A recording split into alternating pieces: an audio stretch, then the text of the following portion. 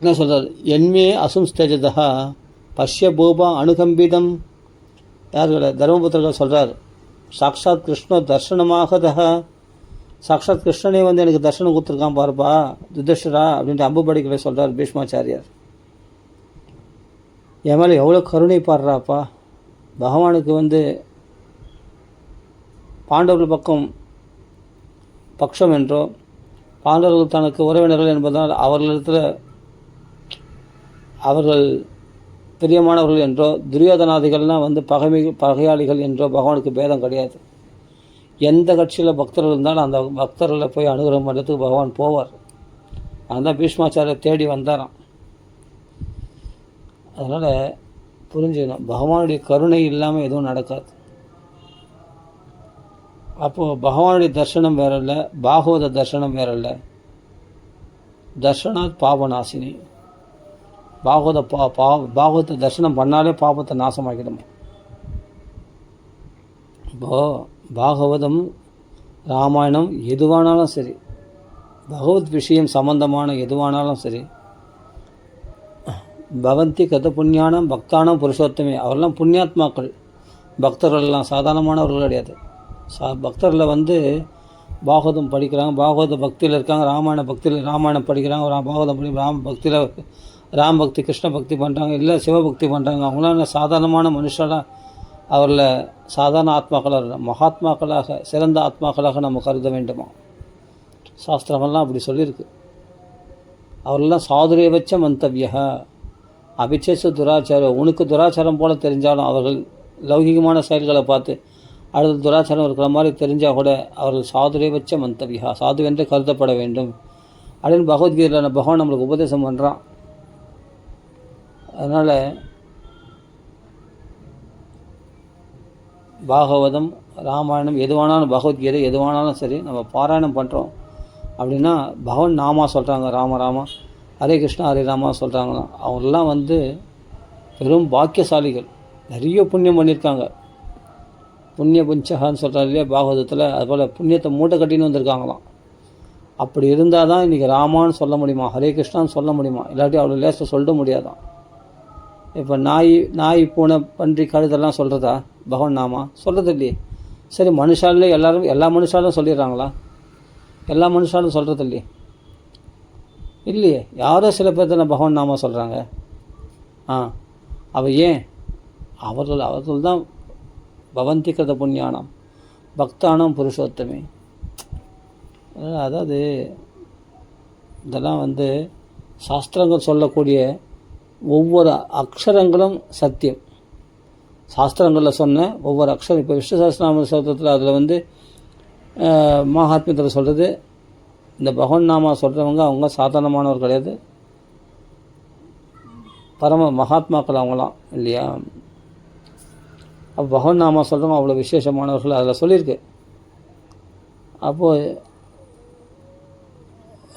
பகவான் நாமா சொல்கிறவங்க பாகவதம் படிக்கிறவங்க அப்படின்னா அவரெல்லாம் சாதாரணமான விஷயமும் கிடையாது. அவங்களாம் வந்து பகவானுடைய கிருபையினால் தான் அவர்கள் இதெல்லாம் செய்ய முடியாது, தாங்களாக நினச்சிலாம் செய்ய முடியாது. அப்போ நமக்கு மேலே ஒருத்தன் இருந்து நம்மளை இன்றைக்கி படிக்க வைக்கணுமா, இன்றைக்கி பாகவதம் நினைக்க வைக்கணுமா, இன்றைக்கி பகவத் பக்தியில் முழுக வைக்கணுமா, இல்லை லௌகீகத்தில் உழல வைக்கணுமா, இல்லை உலகாசைகளில் ஒன்று பாகவதத்துக்கே திரும்பி பார்க்காத மாதிரி இந்த மாயில் ஒன்று போட்டு புரட்டணுமா அப்படின்னு தீர்மானிக்கிறது யாருன்னா பகவான் தான், நீ கிடையாது. ஐயோ நான் மாயில் விழுந்துட்டேன் நீ கவலைப்பட வேண்டிய அவசியமும் இல்லை. ஆஹா பக்தி நம்மளுக்கு வந்துடுச்சு, ஆஹா நான் பக்தி பண்ணுறேன்னு மார்த்தட்டிக்க வேண்டிய அவசியமும் இல்லை. எப்படி நான் பாகவதம் படிக்கிறேன், நான் ராமாயணம் படிக்கிறேன், அப்பா என்ன பேர் பத்தியா என் சாமர்த்தியம் பற்றியா அப்படின்னு நீ மார்த்தட்டிக்க வேண்டிய அவசியமும் இல்லை. நான் மாயில் விழுறேனே என்னால் பகவத் பக்தி திரும்பி பார்க்கவே முடியலையே அப்படின்னு வருத்தப்பட வேண்டிய அவசியம் இல்லை. அப்படி வருத்தப்படுறதும் ஒரு பக்தி தான். ஏன்னா அதுக்கு ஏங்கற இல்லையா, பகவத் பக்தி வர முடியலையான்னு மாயில் விழுறேனே ஏங்கற இல்லையா, அதுவே ஒரு பக்தி தான். அப்படி ஏங்கணும் அது கண்டிப்பாக. ஆனால் அது ஒன்றும் பிரச்சனை இல்லை. பகவான் உனக்கு அனுகிரகம் பண்ணாதான் நீ வர முடியும். அது வரைக்கும் நீ மாயில் தான் இருக்க முடியும். எத்தனை நாள் ஆனாலும் வர முடியாது.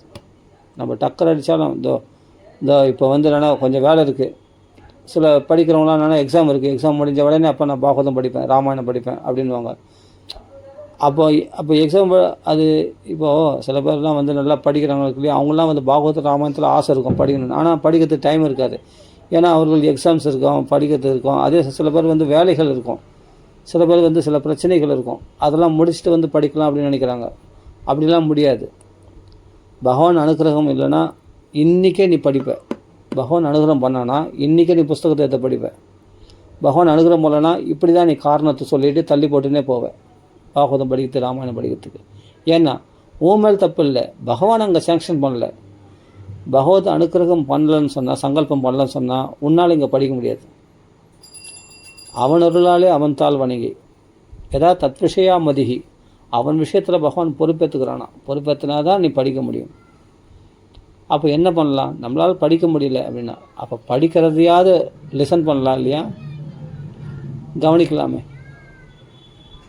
எப்படி இப்போ நம்ம பாராயணம் போடுறோம், பாகவதம் போட்டிருக்கோம், ராமாயணம் போடுறோம், அப்போ அதையாவது ஃபாலோ பண்ணலாமே புஸ்தகத்தை வச்சு. நம்மளால் தான் படிக்க முடியல, அதையாவது ஃபாலோ பண்ணலாம். சரி, ஃபாலோ பண்ண முடியல, அது பாட்டு நம்ம போட்டு விட்டு நம்ம கேட்டுன்னு இருக்கலாமே. இப்போ நான் விளம்பரத்துக்காக சொல்ல, நல்லா புரிஞ்சுக்கணும், விளம்பரத்துக்காக சொல்ல. நம்மளால் முடியாதுன்னு சொல்கிறேன் நாம் சங்கல்பம் பண்ணி நம்ம ஒன்றை செய்திட முடியாது. பகவத் பக்தியில் வந்து நம்ம வந்துட முடியாது. பகவான் அனுகிரகம் பண்ணால் நீ பக்தி பண்ண முடியும், அது இல்லைன்னு சொல்ல வரல.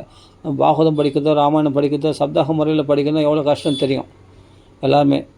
7 நாள் ஒரே ஆள் உட்காந்து சப்தாக முறையில் பாராயணம் பண்ணால் சாதாரண விஷயம் கிடையாது. அது அனுபவப்பட்ட எனக்கு தான் தெரியும் அவ்வளோ கஷ்டம் இருக்குதுன்னு. அதே மாதிரி நவாக முறையில் ராமாயணம் பாராயணம் பண்ண சாதாரண விஷயம் கிடையாது. அவ்வளோ ஸ்டெமினா வேணும். மறந்துட்டோம், அந்தளவுக்கு ரொம்ப ஸ்டெமினா வேணும் படிக்கணும்னா, சாதாரண விஷயம் கிடையாது. என்ன தான் நீ இன்ட்ரெஸ்ட்டாக படித்தாலும் ஒரு கொஞ்ச நேரம் வரைக்கும் இன்ட்ரெஸ்ட்டாக படிக்கலாம். அதுக்கு பிறகு வந்து என்னென்னா ரொம்ப நேரம் ஆக வந்து உங்களுக்கு வந்து வார்த்தைகள்லாம் குளரும். நம்மளுக்கு வந்து அது எப்படி சொல்கிறது, பசி எடுக்க ஆரம்பிக்கும், எல்லாமே சில டயர்ட்னஸ் உண்டாயிடும். அப்புறம் வார்த்தைகள் சத்துரும், கண் ரொம்ப நேரம் பார்த்துருக்க முடியாதுல்ல ஒரு பொருள், அப்புறமா நான் கண் மங்களாயிடும், படிக்கிறதுக்கு கொஞ்சம் கஷ்டமாயிடும். கொஞ்சம் நேரம் ஆன பிறகு டக்குன்னு ஃபஸ்ட்டு வந்து உட்காந்து படிக்கும்போது பார்த்தா இன்ட்ரெஸ்ட்டாக படிப்போம். அப்போ போகணுன்னா அப்படி போதுன்னு தோணும். அது என்னென்னா அது ரொம்ப நேரம் படிக்க முடியாதுல்ல, ஓரளவுக்கு தான் ஒரு ஸ்டெமினா, ஒரு உடம்பு ஒத்துழைக்கும் படிக்கிறதுக்கு இல்லையா. இந்த தொண்டை தண்ணி நம்ம படிக்கிறோன்னா அது நம்ம ஓரளவுக்கு தான் உடம்புலாம் ஹீட் ஆகிடும், படிக்க முடியாது, வார்த்தைகள் குளரும், கண் மந்தமாகிடும், கண் மங்களாயிடும், சரியாக படிக்க முடியாது. அப்படின்னா கொஞ்சம் டயர்ட்னஸ் ஆகிடும் இல்லையா உடம்பு. அப்போ நம்ம வந்து எவ்வளோ நேரம் படிப்பீங்க? கொஞ்சம் நேரம் தான் படிப்போம். அப்போ படித்தவங்களுக்கு தான் அப்படியே, நாங்களாம் அப்படி படிச்சிருக்கோம் இல்லையா, அதனால் எங்களுக்கு தான் தெரியும் அந்த கஷ்டம் என்னான்னு. அதனால் வந்து ரொம்ப நேரம் படிச்சிட முடியாது. அப்போ நவாக முறைப்படி 9 நாள் படிக்கிறதுன்றதோ, சப்தா முறைப்படி படிக்கிறதுன்றதோ முடியாது. அதாவது ரொம்ப கஷ்டம்னு சொல்ல வரேன். அதை விட பகவான் நாம சொல்லிட்டு போயிடலாம், கரெக்டு. ஆனால் படிக்கணும்னா நம்மளால் தான் முடியல. சப்தாக முறையை படிக்க முடியல, நவாக முறையில் படிக்க முடியல. நாம் என்ன பண்ணுறோம், நம்மளுக்கு கொஞ்சம் வேலை வச்சு, எல்லாருக்கும் வந்து சில வேலைகள் இருக்குதுன்னு சொல்கிறாங்க, அவைகள்லாம் முடிச்சுட்டு வந்து நான் படிக்க போகிறேன் அப்படின்வாங்க. கொஞ்ச நாள் வந்து எனக்கு கொஞ்சம் லௌகிக விஷயங்கள்லாம் அதில் கவனத்தை செலுத்தின்னு நம்ம பாகவத்தில் கவனம் செலுத்த முடியாது, அதனால் பாராயணம் பண்ண முடியல, டைம் இல்லை, அவகாசம் இல்லை அப்படின்னு நிறைய காரணங்கள் சொல்கிறாங்க. அப்படிப்பட்டவங்க வந்து என்னென்னா ஏதோ ஒரு சாக்குப்போக்கு சொல்கிறாங்க. சாக்குப்போக்கோ அது உண்மையாக அது உண்மை தான், அவங்க வீட்டு வேலைகள். ஆனால் அதுவும் சாக்குப்போக்கு தான். படிக்கணும்னு நினச்சா எப்படி வேணால் படிக்கலாமே. கேப் கிடைக்கும் போதெல்லாம் நம்ம உட்காந்து படிச்சிடலாமே, ஒரு அத்தியாயமாக படிக்கலாம். நானும் சப்தாக முறைப்படி 7 நாளும் ஃபுல்லாக பாகவதம் 18,000 ஸ்லோகம் படிக்கணும்னு நான் சொல்கிறேன் நாம இல்லையே. ஸ்லோகாத்தம் ஸ்லோகபாதம் அதான் பாகவதம் மகாத்மியம் சொல்கிறது. அரை ஸ்லோகம் ஒரு ஸ்லோகம் படித்தா கூட போதுமே, 1/4 ஸ்லோகம் படித்தா கூட போதுமே அப்படின்னா அது கூட நம்ம சாக்கு போக சொல்கிறேன்னா அப்போ என்ன பண்ண முடியும் சொல்ல பார்க்கலாம். நல்லா சொல்கிறேன்னா, நான் ஃபுல்லாக பாகவதத்தில் மூழ்கி போனோம் அப்படின்றதுக்காக என்ன பண்ணுறாங்க, என்ன சொல்கிறாங்க, இந்த மூடில் வந்து இந்த பௌதிகமான மூடில் இந்த வேலைகளை வச்சுக்கிட்டு நான் வந்து பாகவதம் படிக்க முடியாது, அந்த கான்சன்ட்ரேட் பண்ண முடியாது அப்படின்னு சொல்லிட்டு சாக்கு போக சொல்கிறாங்க. சரி, ஓகே, இந்த மூடில் கான்சன்ட்ரேட் பண்ண முடியாதுன்னு நீங்கள் சொல்கிறீங்கல்ல, சரி, எப்போத்தாலுமா அந்த பௌதிக மூட்லேயே இருக்கிறீங்க, ஒரு நாள் இன்ட்ரெஸ்ட் வரும் இல்லையா, அப்போது எடுத்து படிக்கலாமே, ஒரு அத்தியாயம் 2 அத்தியாயம் படிக்கலாமே, ராமாயணத்தில் ஒரு சர்க்கம் 2 சர்க்கம் படிக்கலாமே. அப்போ கேப் படிக்கும் போதெல்லாம் என்ன பண்ணுறோம், வேறு விஷயத்தில் தான் மனசு போகுதே தவிர இதுக்கு சாக்கு போக சொல்கிறோம். ஆனால் பௌதிக விஷயத்துக்கு சாக்கு போக சொல்லவே மாட்டேன்றோம். இப்போ உத்தியோகம் இருக்குன்றாங்க, பணம் சம்பாதிக்க போகணுன்றாங்க, படிப்புன்றாங்க, அதுன்றாங்க, அதுக்கு சாக்கு போக சொல்லுங்களேன். பாகவதத்துக்கு சாக்கு போக சொல்கிறோம், மற்ற விஷயங்களுக்காக பௌதிக ஒன்றுமில்லாத விஷயத்துக்காக பாகவத்தை தள்ளி போடுறோம், பாகவதத்தை படிக்கிறத தள்ளி போடுறோம் நாம். ஆனால் அதே போல் பௌதிக விஷயத்துக்கு ஏன் தள்ளி போட மாட்டோம்? சாப்பிட்றத மட்டும் மறக்க மாட்டேன்றிய 3 வேளை ஃபுல்லாக சாப்பிட்றோம் இல்லையா, நம்ம வயிறு முட்டை சாப்பிட்றோம் இல்லையா. ஆனால் பாகவதம் படிக்கிறது மட்டும் ஒரு வேளை கூட பாகவதம் படிக்க மாட்டோமே. இது எந்த விதத்தில் நியாயம்? அந்த சாப்பாடு கொடுத்தவனே அந்த கிருஷ்ணன் தானே, பரமாத்மா தானே. அவன் கொடுக்கலாம் நம்மளுக்கு சாப்பாடு ஏது? அந்த நன்றி கடனுக்காவது நம்ம படிக்கணும் இல்லையா, கிருதஜ்ஞனா நம்ம இருக்கணும் இல்லையா. கிருதஜ்ஞனா அதான் கிருதஜ்ஞா கோண சேவேத அப்படின்னு சொல்கிறார் பாகவதத்தில். நன்றி மறவாதவன் யார் தான் பகவானை சேவிக்க மாட்டான் அப்படின்னு சொல்கிறார் சுகாச்சாரியார் பாகவதத்தில். வராகவதாரத்தினுடைய கடைசியில் பல்சுதி சொல்லும்போது அந்த சொல்கிறார், கிருதஜ்ஞா நன்றி மறவாதவன் யார் தான் பகவானை சேவிக்க மாட்டான் அப்படின்றார். நன்றி மறவாதவர்கள் கண்டிப்பாக சேவிக்காமல் இருக்க மாட்டாங்க, கண்டிப்பாக சேவிப்பாங்க. நன்றி மறந்தவர்கள் தான் சேவிக்க மாட்டாங்க பகவானை. நமக்கு இவ்வளோ பண்ணியிருக்கானே, இன்றைக்கி ஒரு படி சாப்பாடு சாப்பிட்றது பகவானை அணுகிறதுனால அவனுடைய பாகவதத்தை படிக்கிறதுக்கு நம்ம ஏன் தயங்கணும்? அவனுடைய ராமாயணத்தை படிக்கிறதுக்கு ஏன், அவன் நாமத்தை சொல்கிறதுக்கு ஏன் தயங்கணும்? அதுக்கு ஏன் நம்ம சாக்கு போக சொல்கிறோம்? அதுக்கு ஏன் நம்ம தள்ளி போடுறோம்? புரிஞ்சுக்கணும் இல்லையா. ஆனால் சாப்பிட்றத மட்டும் நம்ம தள்ளி வைக்க மாட்டோமே, கரெக்டாக வேலைக்கு சாப்பிட்றோம். அதே சமயத்தில் நம்ம பணம் சம்பாதிக்கிறது மட்டும் என்னென்னா ஒரு நாள் கூட லீவ் போடாமல் கரெக்டாக போகிறோம். மற்ற விஷயங்கள் பௌதிக விஷயம்லாம் பர்ஃபெக்டாக செய்கிறோம். ஆனால் பாகவதேசத்தில் கேர்லெஸ்ஸாக இருக்கிறோம். எது பர்ஃபெக்டாக இருக்கணும்? இதில் தான் ரொம்ப யுக்தியாக இருக்கணும், பர்ஃபெக்டாக இருக்கணும். சாவதான தயாசுனுகும், ஜாக்கிரதையாக கேட்கணும் பாகவதம். அப்போது இப்போ என்ன ஆச்சு? இப்போ நான் சொல்கிறதெல்லாம் புரிஞ்சுக்கணும். இப்போ புரியுதான்னு தெரியல. அதாவது இப்போ நான் சொல்கிறதெல்லாம் புரிஞ்சிருக்கணும்னு நினைக்கிறேன். பௌதிக விஷயத்துக்கு சாக்கு போக சொல்ல மாட்டோம், பாகவத விஷயத்துக்கு வர்றதுக்கு சாக்கு போக சொல்கிறோம். பாகவத பாராயணம் பண்ண மாட்டோம், முடியல இல்லை. அப்போ என்ன பண்ணணும்? அப்போ பாராயணம் பண்ணுறவங்க இருக்காங்க இல்லையா. இப்போ நம்ம எவ்வளோ மகாத்மாக்கள் பாராயணம் பண்ணியிருக்காங்க தெரியுமா? யூடியூப்லேயே பார்த்துருக்கேன். எத்தனையோ பேர் பாகவத பாராயணம் பண்ணுறாங்க, ராமாயணம் பாராயணம் பண்ணுறாங்க. நான் இது விளம்பரத்துக்காக சொல்ல வரல. இப்போ நான் பாராயணம் பண்ணதே அதுதான் கேட்கணும் அப்படின்னு சொல்ல வரல. எவ்வளோ மகாத்மாக்கள் பாராயணம் பண்ணியிருக்காங்க, என்னை விட நல்லா ஸ்பஷ்டமாக படிக்கிறாங்க, நல்லா தெளிவாக படிக்கிறாங்க பாகவத ராமாயணம்லாம். அதை நம்ம போட்டு விட்டலாமே வீட்டில் அது ஒரு ஸ்பீக்கரை செட் பண்ணி போட்டு விட்டோம்னா அது பாட்டுக்கு நம்ம பாராயணங்கள் காதில் கேட்கலாமே. நம்மளால் பாராயணம் பண்ண முடியலனாலும் பாராயணம் பண்ணதையாவது காதில் கேட்கலாமே. அப்போ நம்மளாக முயற்சி பண்ணால் முடியல, நமக்கு அதுக்கேற்ற மாதிரி லௌகிகமான வேலைகள் வந்தது, சில இக்கட்டான சூழ்நிலைகள் வந்தது. இல்லாட்டி நம்மளுக்கு சோபேத்தனமாக இருக்குது. மந்தாக சுமந்த மதையோ மந்த பாக்கியாகி உபத்திருத, நம்மளுடைய பாக்கியம் போதலை, மந்த பாக்கியமாக இருக்கிறாங்க, அதனால் படிக்க விடாது. இல்லை உபத்திருதாக பல கஷ்டங்கள், நோய்கள், உடம்பு முடியல, உடம்பு ஒத்துழைக்கலை பாராயணம் பண்ணுறதுக்கு. அதே சமயத்தில் கை வலி கால் வலின்னு வருது, டாக்டர் போனோம், அது போனோம், பல உபத்திரவங்கள். அப்போ உறவினர்களுடைய உபத்திரவங்கள், நிறைய டிஸ்டர்பன்ஸ் வருது. நிறைய டிஸ்டர்பன்ஸ் இருக்கிறதுனால நம்ம பாராயணம் பண்ண முடியாது. இதுபோல் பல உபத்திரவங்கள் நிறைய வரும். இதெல்லாம் என்னென்னா கலிபுருஷனுடைய வேலை. இதெல்லாம் கலியானவன் இந்த ரூபங்களில் உபத்திரவம் மூலமாக உங்களுக்கு மந்தத்தை உண்டு பண்ணுறதுனால, நம்மளுக்கு மந்த பாக்கியம் உள்ளதுனால நமக்கு பாகவதம் படிக்க விடாதபடி தடங்கள் உண்டாகும். நான் என்ன சொல்கிறேன்னா, ஆமாம் அப்படி தான் இருக்கும், அது கலியுகம், அதை மாற்ற முடியாது. சகடே நிகழேஸ்திதா, பகவானே புண்டரிகாட்சனே இந்த கலியினுடைய ஆட்டத்தை பார்த்துன்னு கம்முன்னு தான் இருக்கிறான். அவனே பொறுமையாக இருக்கும்போது நம்ம என்ன பண்ண முடியும்? நம்ம சாமர்த்தியத்தினால கலியை எப்படி ஜெயிக்க முடியும்?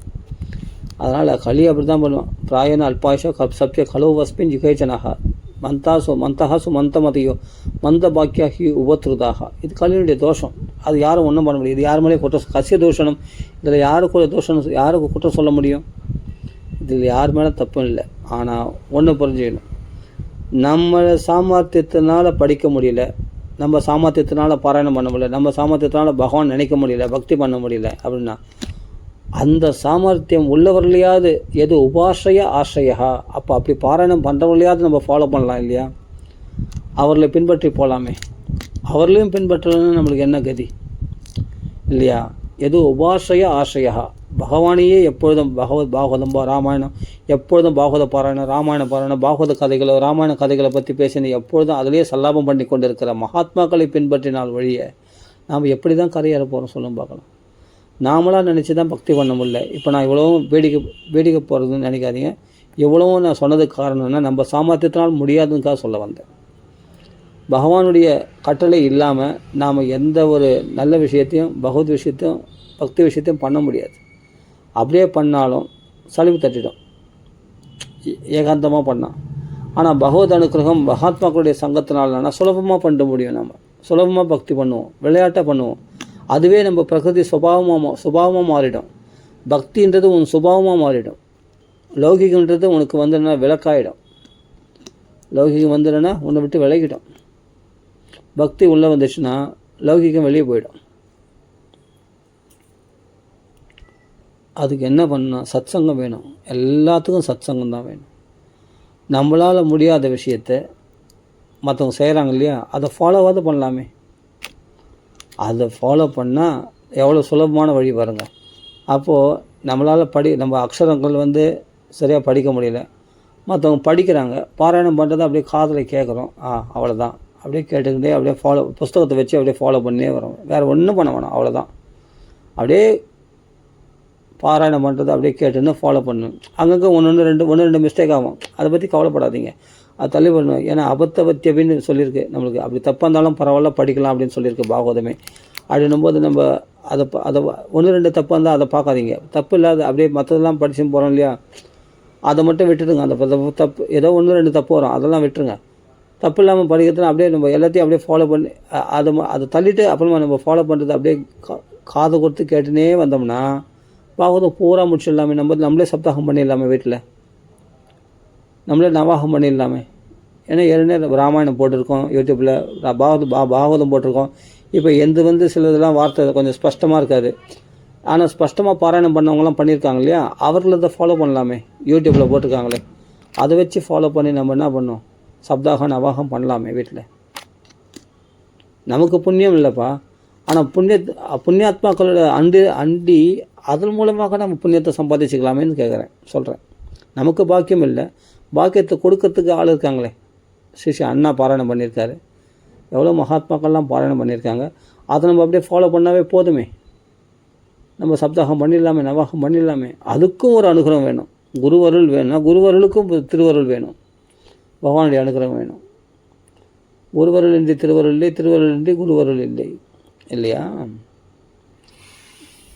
அதனால தான் என்ன பண்ணணும், இது மாதிரி சொல்கிற விஷயத்தை காது கொடுத்து கேட்டோம்னா ஜாக்கிரதையாக நாம் புதுசாக எதுவும் பண்ண வேணாம். பண்ணதை நம்ம அப்படியே ஃபாலோ பண்ண. பக்தர்கள் என்ன பண்ணுறாங்களோ அதை அப்படியே ஃபாலோ பண்ணி அகம் ஹரே தவ தாசானு தாச பவிதாஸ்ம பொய்யா, அகம் தவ பாதைக்கு மூல தாசானு தாச பவிதாஸ்ம பொய்யா.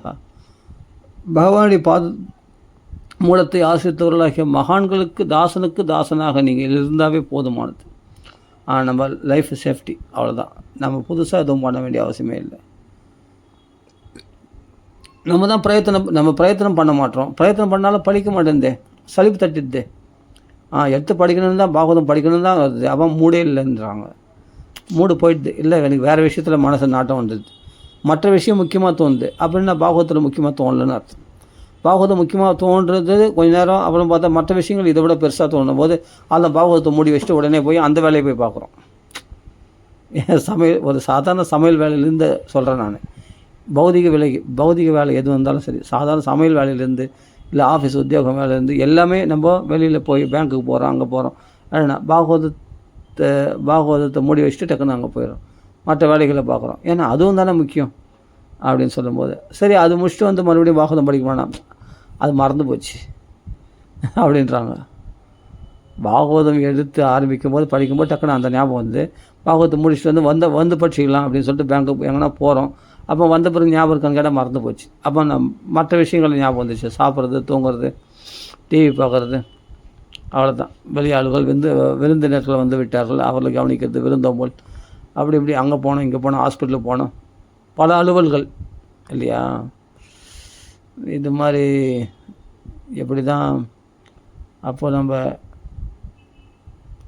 நம்மளால் முடியல அப்படின்னா அதை முடிஞ்சவங்க செய்கிறாங்க இல்லையா, அவர்களை பின்பற்றினாலே போதும், ஒன்றும் பண்ண வேணாம். இவங்களை ரொம்ப ஈஸியாக தான். நம்மளால் முடியாத போது முடிஞ்சவங்க பண்ணுறாங்க இல்லையா, அதை நம்ம ஃபாலோ பண்ணால் போதும், ரொம்ப சிம்பிள்.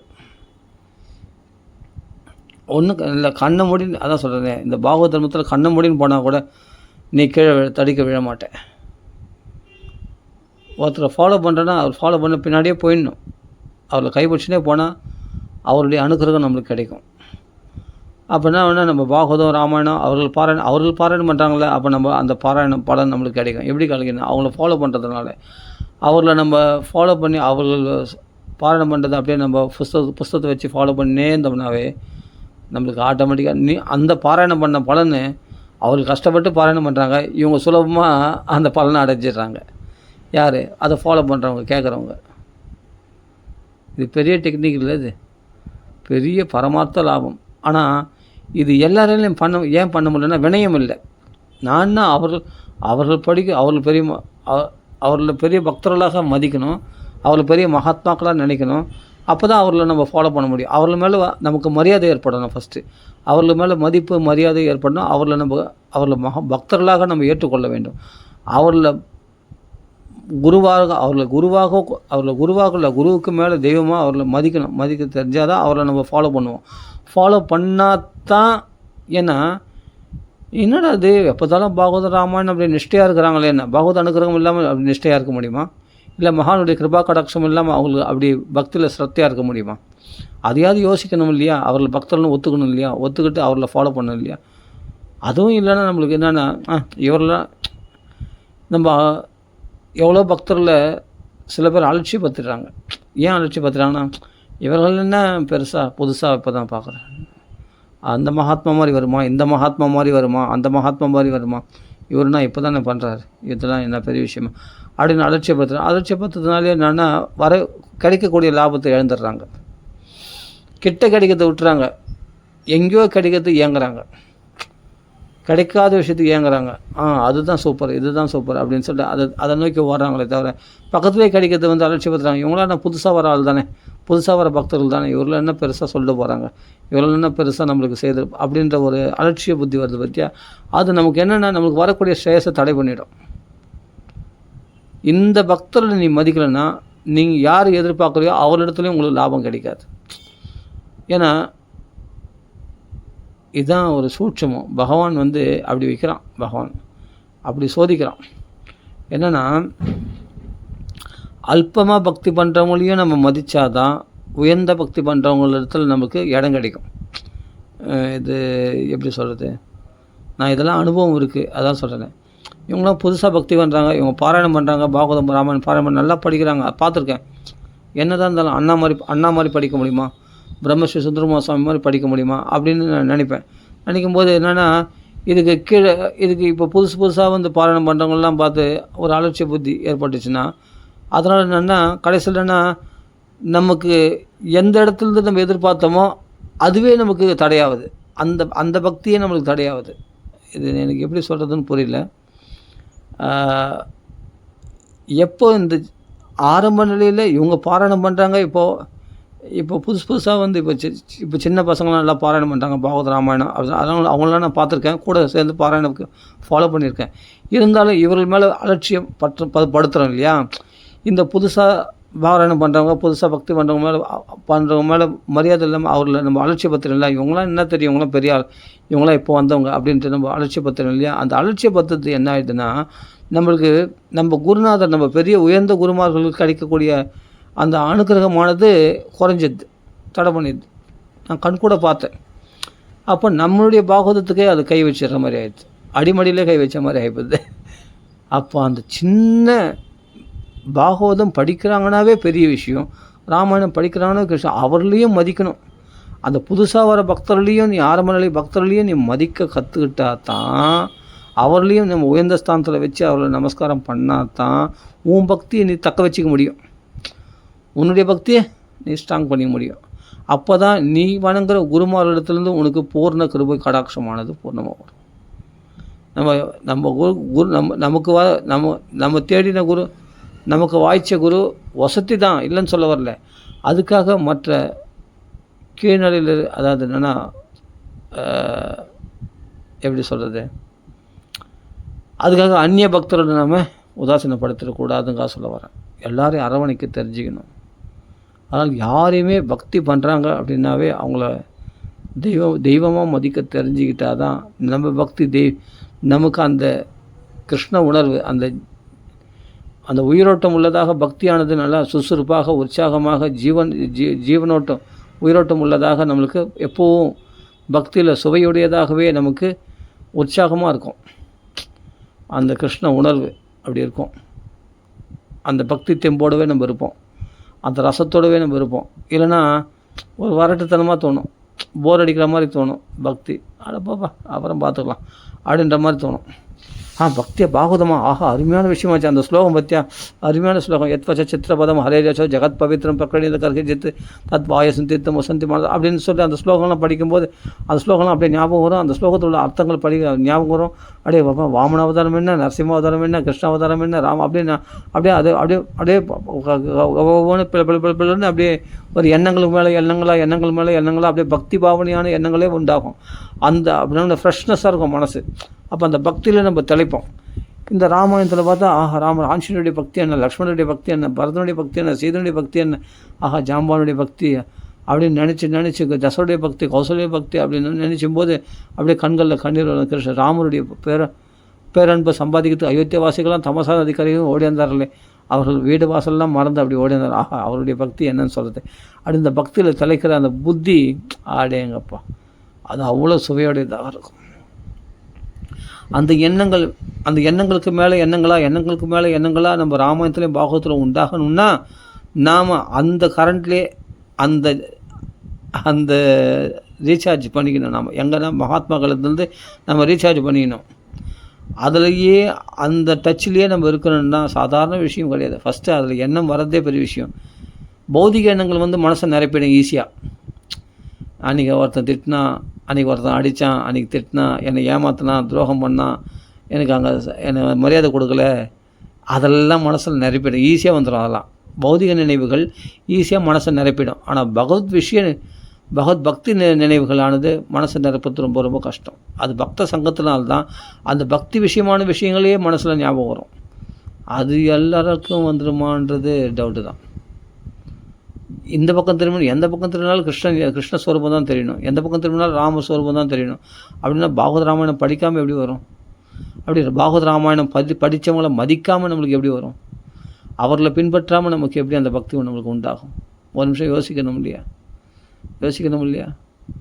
அவர் என்ன சொல்கிறாங்களோ, இன்றைக்கி பாராயணம் சொல்கிறாங்களோ பாராயணம் பண்ணு, இன்றைக்கி கதை சொல்கிறாங்களோ கதை கேளு உட்காந்து. அவர் எந்த வழி போகிறாங்களோ அந்த வழி அப்படியே கண்ண முடின்னு ஃபாலோ பண்ணணும். அப்போ தான் அவர்களுக்கு எந்த பக்தி பகவான் கொடுத்தானோ அந்த பக்தி நமக்குள்ளே ஸ்புரிக்கும் நம்ம ஹிருதயத்தில். ஆமாம், பிரேம பிரகாஷ ஹிருதயே சரணம் கதோஸ்மி, அந்த பிரேம பிரகாஷ ஹிருதயத்தை எங்களுக்கு கொடுங்கள் அப்படின்னு நாரதர் சனகாதி மனிதத்தில் பிரார்த்தனை பண்ணுறாங்களே. அந்த மகான்களத்தில் எந்த சுவையை ஹிருதயத்தில் அனுபவிக்கிறாங்களோ அந்த பிரேம பிரகாசம் ஹிருதயமானது நமக்குள்ளே உண்டாயிடுமா. அந்த பக்தர்கள் அனுசரித்தா தான் முடியும்.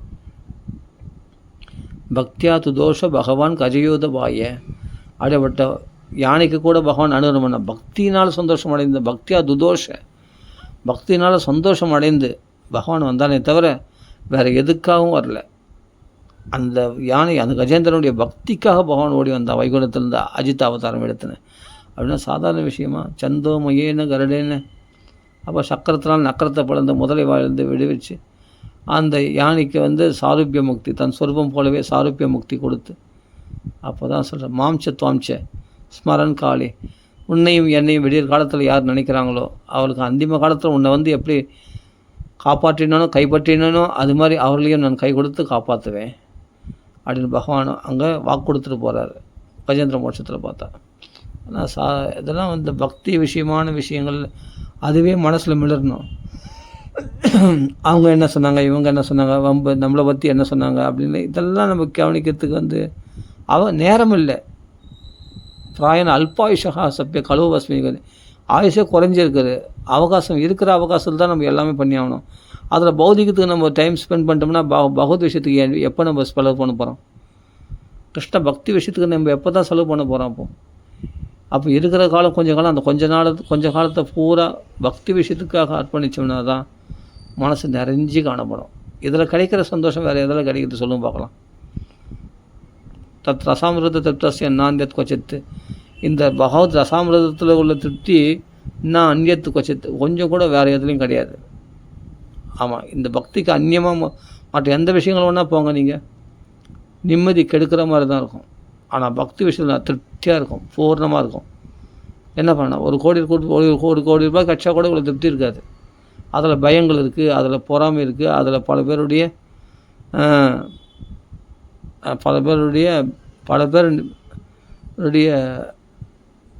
எதிர்பார்ப்புகள் இருக்குது. அதில் ஒரு கோடி ரூபா வந்தால் கூட அது சுதந்திரமாக நம்ம அனுபவிக்க முடியல. அதுக்கு எத்தனை பேர் போட்டி பொறாமை, எவ்வளோ பேர் அதுக்கெல்லாம் காத்துன்னு இருக்காங்க. அதன் நடுவில் நம்ம அது பயந்து அனுபவிக்கிறோம். அது கைவிட்டு போயிடுமோ, நம்ம கையில் வருமோ அந்த ஒரு கோடி ரூபா அப்படின்னு எவ்வளோ அந்த பணம் அர்த்தம் அனர்த்த இக்ஷையா. பணத்தினால அனர்த்தங்கள் தான். அதுக்கு அனர்த்தத்தை பார்க்கணும். அனர்த்தத்தை பார்க்கும்போது பயம்தான் உண்டாகுது. அப்போ அர்த்தத்து மேலே உள்ள பட்டுதலே போயிடுது. சொத்துனாவே இப்போ அனந்தமைக்குள்ளே தகராறு ஆகுது. அந்த சொத்து நினைச்சாவே பயமாக இருக்குது. ஏன்னா அது நம்மளுக்கு சரியாக பாகம் பிரித்து கொடுப்பாங்களா, இல்லை ஏமாற்றிடுவாங்களா, இல்லாட்டி உங்களுக்கு வாக்குவாதம் பண்ணணுமா, அது கரெக்டாக நம்மளுக்கு கிடைக்குமா அப்படின்னு பயப்படுறோம். நம்ம என்ன பண்ணுறோம், பயத்தினாலே நம்ம குற்றவாளியாக நம்ம என்ன பண்ணுறோம், நம்ம ஜாக்கிரதையாக இருக்கணுன்றதுனாலே நம்ம பகையை சம்பாதிச்சுக்கிறோம், பயங்கரமாக சண்டை போடுறோம். ஏன்னா நம்ம ஏமாந்துடக்கூடாதுன்ற ஒரு பயத்தினாலேயே மற்றவங்கள ஏமாற்ற பார்க்குறோம். அப்படின்னா என்னன்னா, நம்ம சொத்தை நம்ம கைப்பற்ற பார்க்குறோம். அதாவது இது அப்படி தான். பயத்தினாலே நம்மளை ஏமாற்றிடுவாங்களோன்ற பயத்தினாலேயே இவன் என்ன பண்ணுறான், இவன் குற்றவாளி ஆயிடுறான். மற்றவங்கள பயமுறுத்துறான். இந்த சொத்து எனக்கு வேணும், எனக்கு இது என்னுடைய உரிமையான பொருள், உனக்கு கொடுக்க மாட்டேன், நான் கோர்ட்டு கேஸை பார்த்துலாம், அடிதலாம் சண்டைக்கு தயாராக இருக்கிறோம். ஏன்னா கொஞ்சம் நம்ம உஷாராக இருந்தால் தான் நம்ம பொருளை கைப்பற்றணும். இவன் பொருளுக்கு தான் இவன் ஆசைப்பட்றான். கட்சியில் அவர்கள் பொருளோடு சேர்த்து அபகரிச்சிடறோம் கட்சியில். ஏன்னா தைரியம் எதுக்காக சொல்ல வரேன்னா, அவர்கள் பொருளோடு சேர்த்து அபகரிச்சான்னா இவன் பலசாலியாக இருந்தான். இவன் பலசாலியாக இல்லைன்னா அவர்களால் இவன் பலவீனப்படுத்தப்படுகிறான், இவன் பொருளும் போயிடுது. அப்போ அதை நினச்சி போன பிறகும் பயம், வருமானு வரும்போது பயம், போன போதும் பயம். நம்ம சொத்து கைவிட்டு போச்சு, நம்மளை ஏமாற்றிட்டாங்களே அப்படின்னு நினச்சாலும் அதுவும் பயம். அதனால வரக்கூடிய சோகம். அதனால் அர்த்தம் அனர்த்த இக்ஷையா, அந்த பணத்தினால வரக்கூடிய அனர்த்தங்களை பார்க்கணும். அது கிடைக்குமான்னு நினைக்கும் போதும் பயம். அதுக்காக கோர்ட்டு கேஸுன்னு போராடி அவரோட சண்டை போட்டு மல்லு கட்டி வாக்குவாதம் பண்ணி பல மன உளைச்சல்கள், உறவுகள் பிரிந்து எவ்வளோ கஷ்டப்படுறோம் பாருங்கள் அந்த சொத்துக்காக, பணத்துக்காக. கண் கூட இன்றைக்கி நடக்குது இல்லையா, இன்றைக்கி பார்க்குறோம் இல்லையா. அப்போ இதில் நிம்மதி இல்லை. இதில் நிம்மதி இதெல்லாம் துக்காலயம், அசாஸ்வதம். ஆனால் எங்கே வந்தால் நிம்மதி இருந்தால் பகவத் விஷயத்தை பேசினா நிம்மதியாக. ஏதோ கிருஷ்ண சம்பிரஸ்னோ ஏனாத்மா சுப்ரசீததி. கிருஷ்ணனை பற்றி கேள்விப்பட்டிருக்கால தான் மனசு சுப்ரசீதமாக இருக்குதான், மனசு சந்தோஷமாக இருக்குதான், திருப்தியாக இருக்குதான். ஃபுல் மீல் சாப்பிட்ட மாதிரி இருக்குது, திருப்தியாக அருமையாக இருக்குது, மனசு நிறைஞ்சி இருக்குது. ஆமாம், பிரம்ம சுகானுபவத்தை அனுபவிச்சாங்களாம். யார்? கிருஷ்ணனோட விளையாடின கோபர்கள் எல்லாமே, அந்த பிரஜவாசிகள் அத்தனை பேர் பிரம்ம சுகானுபவத்தை அனுபவிச்சாங்களாம். அதான் பாகவதம் காட்டுற வழி.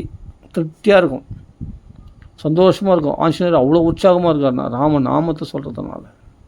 அதுதான் அவ்வளோ திருப்தியை கொடுக்கும். வேறு எது கொடுக்கும் சொல்லும் பார்க்கலாம். இவ்வளோ உற்சாகம், இவ்வளோ சந்தோஷம், இவ்வளோ திருப்தி எது கொடுக்கும்? ராம நாமம் தான் கொடுக்கும். அப்போ தான் ஜெயத்யதி போலோ ராமஹா அப்படின்னு சொல்கிறார் இல்லையா, ராஜா ஜெயதி சுக்ரீவ் ராகவேனாபி பாலிதா அப்படின்னு ஆஞ்சநேய சுவாமி சொல்கிறார் இல்லையா சுந்தரகாண்டத்தில். அவ்வளோ பலத்தோட சுலபமாக ஜெயிச்சிடறாருன்னா எதனால்னா ராம நாம பலத்தினால. அதுதான் திருப்தியை கொடுக்கும். கிருஷ்ண சம்பிரஷ்னா, கிருஷ்ணனை பற்றி கேள்விப்பட்டிருக்கல, கிருஷ்ணனை பற்றி கதைகளை சிரவணம் பண்ணுறதுனாலையும், கிருஷ்ண லீலைகளை பற்றி பேசுகிறது, கிருஷ்ண கபடங்களை பேசுறதுனால தான் மனசு திருப்தியாக இருக்கும். அப்போ என்னென்னா இதெல்லாம் எடுத்து சொல்கிறதுக்கு நமக்கு ஆள் இல்லை, அதுபோல் பக்தர்கள் நம்மளுக்கு கிடைக்கல. அப்படின்னா நம்ம என்ன பண்ணுவோம், நாமளே படிக்க முயற்சி பண்ணுவோம். ஆனால் அது எடுத்து சொல்கிறதுக்கும் பகவத் பக்தி பற்றி பேசுறதுக்கும் ஆள் கிடச்சிச்சுன்னா ஆஹா, நீங்கள் தனியாக புஸ்தகத்தை வச்சு படிக்கணும்னு அவசியமே இல்லை. அவர்கள் பேசுகிறத காது கொடுத்து கேட்டாவே போதும், பக்தி தன்னாலே நம்மளுக்குள்ளே பெருக்கெடுத்து விடும். அவர்களுக்கு எந்த ஹிருதயத்தில் எந்த சௌக்கியத்தை அனுபவிக்கிறாங்களோ அந்த சௌக்கியம் நமக்குள்ளே அப்படியே ட்ரான்ஸ்ஃபர் ஆகிடும். ஆமாம், யத்பாத சம்சயா சூத முனையா பிரசமாயனா சத்தியா புனந்தி உபஸ்பிருஷ்டா ஸ்வர்தன்யாவோ அனுசேவையாம். கங்கை முதலிய புண்ணிய தீர்த்தங்களில் அடிக்கடி சேவிக்கிறதுனால தான் பவித்திரமாகுவா. மகான்கள் சத்தியா புனந்தி, உடனே நம்மளை பவித்திரமாக்கி விடுவார்கள் மகான்கள். எதனால்? அவர்கள் சாநித்தியமே போதும். எப்பொழுதும் பிரசமாயனக பிரசன்னமாக இருக்கக்கூடியவர்கள், எப்பொழுதும் கிருஷ்ண பக்தியில் தலைக்கக்கூடியவர்கள் தான் பிரசன்னமாக இருக்க முடியும். மனசில் சந்தோஷம் எதனால் வரணும்? கிருஷ்ண பக்தியினால்தான். ஏன்னா பாத சம்சயா, பகவானுடைய திருவடிகளை நன்றாக ஆசிரியத்தவர்களாம். யாருன்னா கிருஷ்ண கதைகளை பேசுகிறவங்க தான் அப்படின்னு சவுனகாதி மகர்ஷிகள் சூதரை பார்த்து புகழ்கிறார்கள். அதனால் இந்த பகவத் பக்தின்றது சும்மா கடையில் காசு கொடுத்து வாங்குகிற கத்திரிக்காய் வெங்காயம் கிடையாது. என்ன கத்திரிக்காய் உருளைக்கிழங்கு கிடையாது. இதெல்லாம் கடையில் காசு கொடுத்து வாங்குகிற பொருள் கிடையாது பக்தின்றது. பணம் கொடுத்தா புஸ்தகம் வாங்கிட்டான். பாகவதம் புஸ்தகம் வாங்கிடலாம், பக்தி வாங்க முடியுமா? ஒரு ஸ்லோகம் படித்தாலும் அப்படியே மனசு உருகணும். ஆஹா, அருமையான ஸ்லோகமாச்சு, அருமையான ஸ்லோகமாச்சு அப்படின்னு அந்த ஸ்லோகத்தை படிக்கும்போதே அருமையாக இருக்கணும். அப்படியே மனசுக்கு ரம்யமாக இருக்கணும். ஒன்றும் இல்லை, ஹிரண்யகசிபு கோசு மதன்யோ ஜெகதீஸ்வரஹா, என்னை விட ஒரு ஈஸ்வரன் இருக்கான்னு சொல்கிறேன். அவன் எங்கே இருக்கான்னா சர்வத்திர திருஷ்யதே, எல்லா இடத்துலையும் இருக்கான் அவன். கஸ்ம ஸ்தம்பம்னா திருஷ்யதே, அப்போ எல்லாத்துலேயும் இருக்கிறவன் இந்த தூணில் இருக்கானான்னு. நான் திருஷ்யதே, நான் பார்க்குறேன்னு. என்ன திருஷ்யதே, நான் பார்க்கலையே அப்படின்றான் ஹிரண்யகசிபு. நான் பார்க்குறேன்னு என்ன? அப்போ தான் முஷ்டினா ஓங்கி ஒரு குத்துறான்.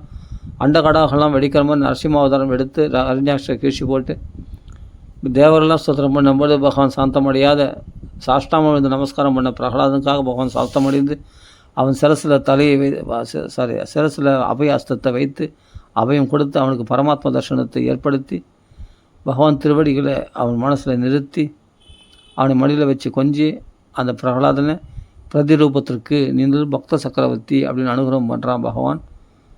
அது காலன் என்ற பாம்பை விரட்டி அடிக்கக்கூடிய அந்த அபய ஹஸ்தமானது தலையில் சுட்டப்பட்ட உடனே மழை திறந்த வெள்ளம் போல் 43 ஸ்லோகங்களால் பகவானை ஸ்தோத்திரம் பண்ணுறான் பிரகலாதன். என்ன அருமையான விஷயம் தெரியுமா? அந்த மங்களகரமாக இல்லை இதெல்லாம். நரசிம்மூர்த்தியில் பிரகலாத நரசிம்மரை பார்க்கும்போது ஆஹா, லக்ஷ்மி நரசிம்மர், பிரகலாத சாந்த நரசிம்மர் அப்படி இருக்கும்போது அப்போ ஸ்தோத்திரம் பண்ணுறான்னு எங்கேருந்து வருது அந்த ஸ்தோத்திரம்னு? பகவான் கையிலேருந்து வருது, பகவானுடைய அபய அஸ்தத்துலேருந்து வருது. அப்போ அபய தலையை சுட்டினார் இல்லையா, அது ஞானத்தை கொடுத்துருமா. அப்படி மழை திறந்த வெள்ள மாதிரி பகவத் விஷயமான ஞானமெல்லாம் அப்படியே ஞான விஷயமா பக்தி விஷயமா அப்படியே வெளியே வந்துகிட்டே இருக்கா. பாடு ஸ்தோத்திரமாக பண்ணிகிட்டு இருக்கார்.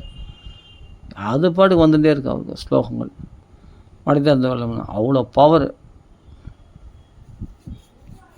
பகவானுடைய தர்சனமானது, அபய ஹஸ்தமானது. அதுதான் நம்ம ஜடாரி வைக்கிறோம் இல்லையா கோயிலில், அது பகவானை தொடுற மாதிரி தான். பகவானுடைய கரஸ்பர்சனம் தலையில் படுற மாதிரி தான். அப்படி புரிஞ்சுக்கணும். சரி, எவ்வளோக்கு பகவத் விஷயத்தை பேசுகிறோமோ அவ்வளோக்கு நம்ம உன்னத ஸ்திதி அடைகிறோம். அவ்வளோக்கு நம்ம பவித்திரம் அடைகிறோம். புனந்திதே விஷய விதூஷிதாசியம் பிரஜந்தி தச்சரண சரோருகாந்திகம். புனந்திதே விஷய விதூஷிதாகியம், உலக விஷயங்களில் ஏற்பட்ட கஷாயம் போல் இவங்களுடைய மனசை அழுக்க தொடச்சேத்துறானா. பகவத் விஷயங்கள் எதனா பிபந்தியே பகவத ஆத்மன சதாம் கதாமிருதம் சவண புடேஷ சம்பிரதம் புனந்திதே விஷய விதூஷிதாசியம் ரஜந்தி தச்சரண சரோரஹாந்திகம். பிபந்தியே பகவத ஆத்மன சதாம், மகான்கள் வாக்கில் போய் பாகவதம் கேட்கணும். கதாமிருதம் சவண புடேஷ சம்பிரதம், கிருஷ்ண கதைகள் வந்து காது நிறைய நிரப்பிக்கணும். அப்போ சாப்பிட்றது கொஞ்சம் நேரம், அப்போ அசை போடுறது ரொம்ப நேரம். அந்த காளை மாடு தனியாக போய் அசை போட்டுனே இருக்க எடுத்து. அப்போ மகான்கள் என்ன சொன்னாங்க? இன்றைக்கி நாரதுடைய கதையை சொன்னாங்களே, ஆஹா ஆஞ்சநேயருடைய பராக்கிரமங்கள் சுந்தரகாண்டத்தில் பார்த்தா அப்படி இருக்குது அப்படின்னு அதனையும் நினச்சி அதை அப்படியே அசை போடணுமா? நாம் அசை போட்டு அதை அனுபவிக்கணும். அதில் அவ்வளோ சௌக்கியம் இருக்குது. ஒவ்வொரு கதையும் சுவாரஸ்யம் தானே பாகவதம் ராமாயணத்தில் பார்த்தா. நினச்சி பார்க்க சௌக்கியமாக இருக்குது, உற்சாகமாக இருக்குது. இதில் கிடைக்கிற உற்சாகம் வேறு எதில் கிடைக்கும் சொல்லும் பார்க்கலாம். இந்த பக்தியில் கிடைக்கிற உற்சாகம் சந்தோஷம் வேறு எதில் கிடைக்கும் நீங்கள் சொல்லும் பார்க்கலாம். மகான்கள் வாக்கில் கேட்கணும் பாகவதம் ராமாயணம். அதனால் நான் ஒன்றும் தெரியவானா, அர்த்தமே தெரியலண்ணா, பாகவத பாராயணம் பண்ணுறோம் இல்லையா, அதை அப்படியே ஃபாலோ பண்ணினே வந்தால் போதும். நம்மளால் படிக்க முடியல, பகவான் என்றைக்கு அனுகிரகம் பண்ணுறோன்னா பண்ணிட்டோம், அப்போ படிச்சிக்கலாம். ஆனால் அது வரைக்கும் நம்ம ஃபாலோவாக பண்ணலாமே, படிக்கிறோம்ல, அவ்வளோதான். இது நான் படிக்கிறதும் இல்லை, யார் படித்தாலும் ஸ்ரீ அண்ணா படிக்கிறது கூட போட்டிருக்காங்க. நிறைய மகாத்மாக்கள் பாகவதம் ராமாயணம் படிக்கிறது போட்டு வச்சுருக்காங்க யூடியூப்பில். அதெல்லாம் கூட நம்ம எடுத்து ஃபாலோ பண்ணலாமே நிறைய. இப்போ எந்த தான் ஃபாலோ பண்ணணும்னு அவசியம் இல்லை. இப்போ எந்த உங்களுக்கு எது ஈஸியாக புரியுதோ, எது உங்களுக்கு கம்ஃபர்டபுளாக இருக்கோ பாராயணம் பண்ணுறது, அதை நம்ம ஃபாலோ பண்ணலாமே. அதை ஃபாலோ பண்ணி நம்ம ஜென்மா காரியத்துக்கலாமே. நம்மளால் படிக்க வரல, நம்மளுக்கு சம்ஸ்கிருதம் வரல, சம்ஸ்கிருத நாலேஜ் இல்லைன்னா, சம்ஸ்கிருத நாலேஜ் உள்ளவங்களையாவது பின்பற்றலாம் இல்லையா? அவர்கள் பாராயணம் பண்ணுறவங்களையாவது நம்ம பின்பற்றோம்னா நமக்கு அந்த அந்த பாக்கியம் நம்மளுக்கு கிடைக்கும் இல்லையா? அந்த தபஸ் நமக்கு கிடைக்கும் இல்லையா? பாராயணம் பண்ணுறது, கேட்குற பாக்கியம், கேட்கறதுனால வரக்கூடிய தபஸ் நம்ம சம்பாதிச்சிக்கலாமே. அதான் ஒருத்தர் இருந்து சொல்லிக் கொடுக்கணும், வேறு ஒன்றும் இல்லை. சொல்லிக் கொடுத்தோம்னா தன்னாலே வந்துடும்.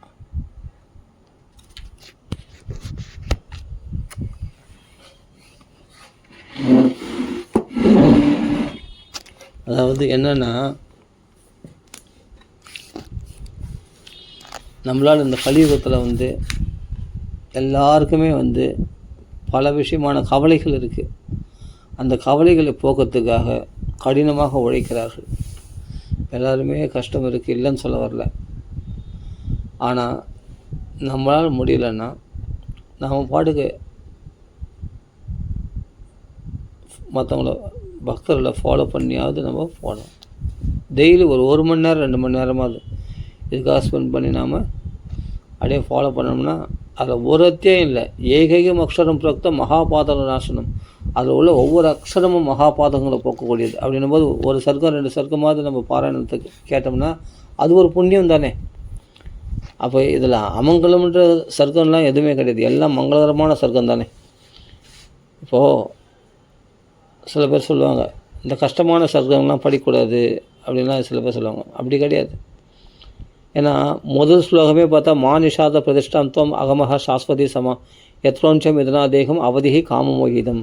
அதனால் நான் வேடுவனை சவிக்கிற மாதிரி தான் அந்த ஸ்லோகமே அமைஞ்சிருக்கு. ஆனால் அதில் உள்ளார்ந்த அர்த்தம் பார்த்தா மங்களாசாசனம், ஸ்ரீனிவாசனுக்கு லலித்த புகழ் அடைய கடவாய் ஸ்ரீனிவாசா அப்படின்ட்டு அவனே பகவானை வாழ்த்துற மாதிரி இருக்குது அந்த ஸ்லோகம் பார்த்தா. மானிஷாத பிரதிஷ்டாந்தம். அப்போது வெளிப்புறமாக பார்த்தா சபிக்கிற மாதிரி இருக்குது, ஆனால் உள்ள கொத்த பார்த்தா ஆழ்ந்த மங்களங்கள் அடங்கி இருக்குது. அது மாதிரி தான் நீ சர்க்கத்துங்கள பாகவதத்தில் ராமாயணத்தில் உள்ள 24 ஸ்லோகமும் மங்களகரமானது தான். ஆமாம், அதில் உள்ள ஒவ்வொரு அக்ஷரம் மகாபாதங்களை போகக்கூடியது. அப்படின்னும் போது நம்ம இதில் அமங்கலமான கட்டணை எதை சொல்ல முடியும்? அமங்கலமான சர்க்கன்னு எதை சொல்ல முடியும்? இதுபோல் ராமர் கஷ்டப்படுறதெல்லாம் படிக்கக்கூடாது அப்படின்னா சில பேர் சொல்கிறாங்க. அப்படிலாம் கிடையாது. சீதை கஷ்டப்படுறது, சீதை புலம்புறம் படிக்கணும், அதை படிக்கணும், புலம்பெல்லாம் படிக்கணும். அப்படின்னா சீதையுடைய அனுகிரகம் நம்மளுக்கு கிடைக்கும், ராமருடைய அனுகிரகம் கிடைக்கும், பக்தி பெருகும். இதெல்லாம் படித்தோம்னா நாசையாமி ஜெகத்சரும் ராமர் அழுதாரே புலம்புனாரேன்னு சொன்னால் அதனால் பக்தி பெறும். பகவான் பக்தரிடத்தில் எவ்வளோ வாத்சல்யம் உடையவனாக இருக்கான் பாரு அப்படின்றது அது புலப்படுது இல்லையா? அப்படி எடுத்துக்கணும். சும்மா சோகமாக புலம்புறாரு அப்படின்னு நம்ம அதை ஒதுக்கிடக்கூடாது. எல்லாமே நம்ம சாஸ்திரம் என்ன சொல்கிறதோ அதை அப்படியே ஃபாலோ பண்ணால் போதும். நாமளாக புதுசாக எதுவும் பண்ணாமல் இருந்தால் போதும்.